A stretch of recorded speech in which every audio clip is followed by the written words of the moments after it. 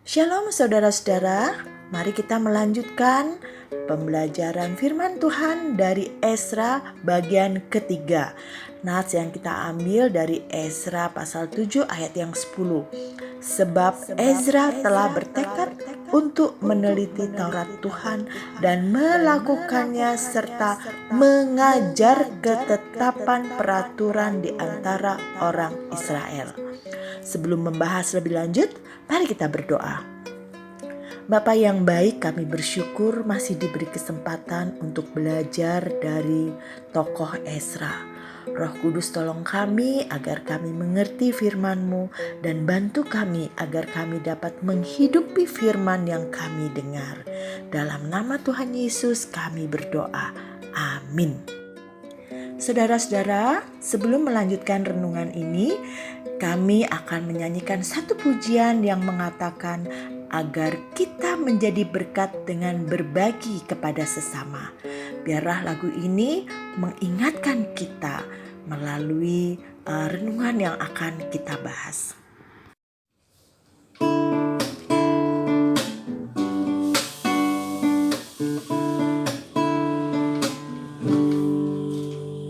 Hanya percikan kecil dapat kobarkan api yang di sekitarnya mendapat kehangatan. Kasih Allah limpahlah bila kau alami, pasti rela membagikan pada semua orang.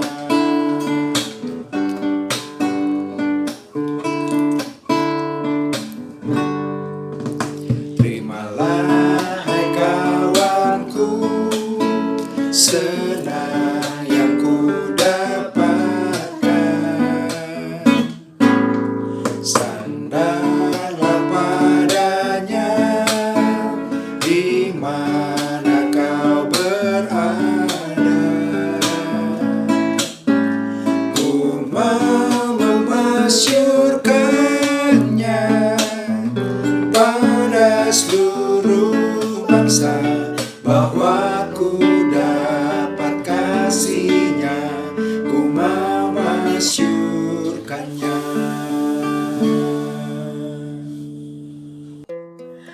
Berkat yang kita berikan kepada orang lain tidak harus berupa uang, makanan, atau barang.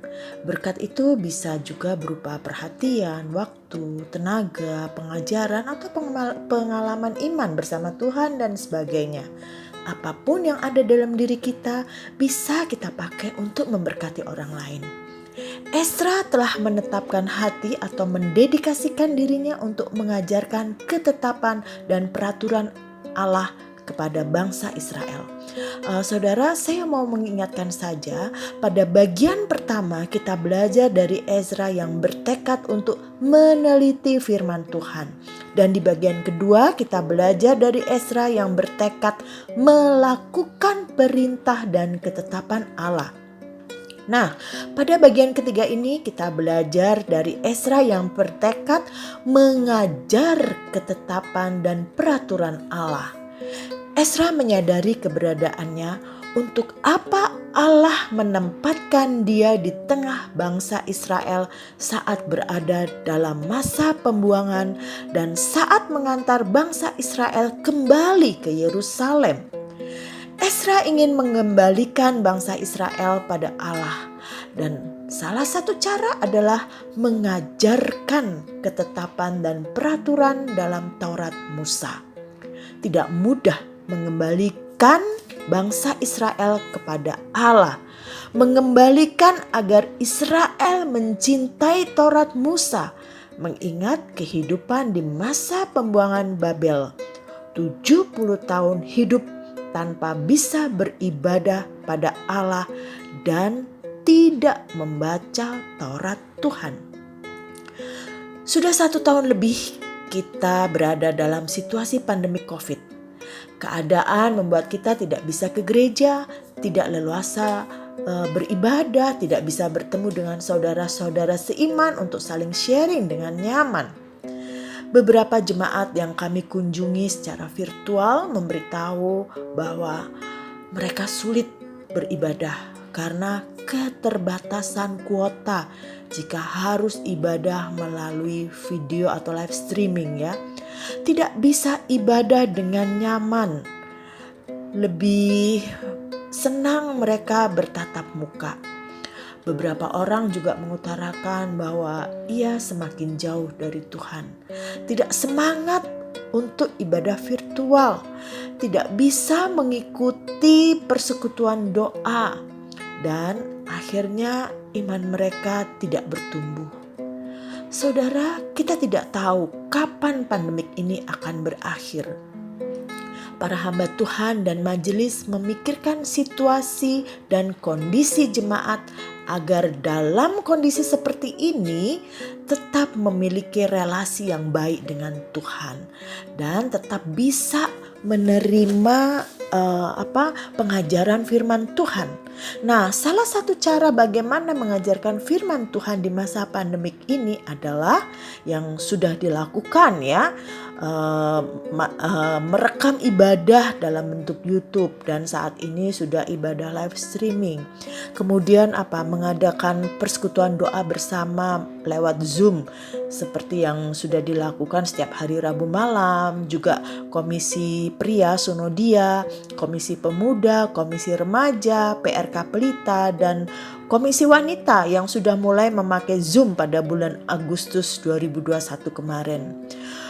Komisi anak mengirimkan video ibadah online sekolah minggu dan sekolah minggu Pelita melakukan ibadah melalui Instagram Live.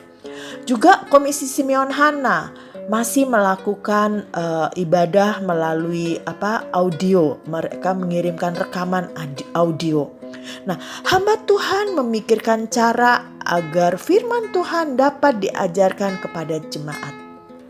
Hamba Tuhan dan majelis mengupayakan suatu cara agar jemaat tetap menerima makanan rohani, agar jemaat dapat bertumbuh imannya dan tetap ada relasi dengan Tuhan walau tidak bisa datang ke gereja.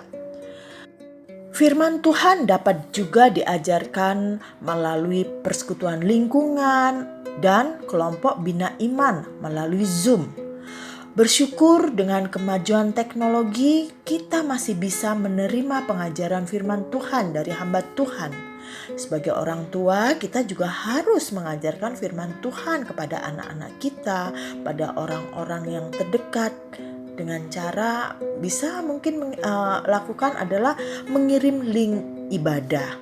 Nah, saudara, kita sudah belajar dari tokoh Ezra. Dan tentu saja saya berharap kita mau belajar dari Ezra yang bertekad, yang menetapkan hati dan mendedikasikan hidup untuk yang pertama meneliti, merenungkan firman Tuhan. Kedua, melakukan firman Tuhan yang sudah kita renungkan. Dan yang ketiga, mengajarkan firman Tuhan melalui pengalaman-pengalaman iman kita bersama Tuhan kepada anak-anak, kepada pasangan, dan kepada sesama kita. Kiranya Roh Kudus menolong kita. Amin.